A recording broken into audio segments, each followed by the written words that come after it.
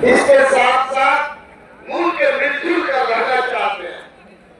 कुरान और हदीस के मानने वाला कभी शैतानी काम कर नहीं सकता, लोगों के दिल को दुखा नहीं सकता।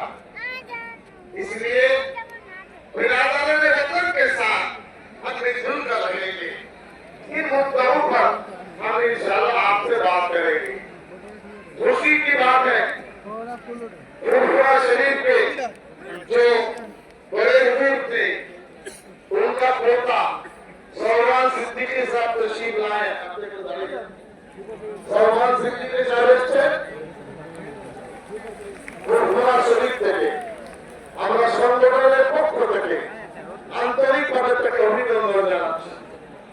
এরপরে বসিরহাট হযরত আল্লামা রুহুল আমিন সাহেব রহমাতুল্লাহ আলাইহি বাংলা বিরক্ত আলিম ছিলেন, তার পুত্র পোতা ওবায়দ আমিন সাহেব এসেছেন বসিরহাট থেকে।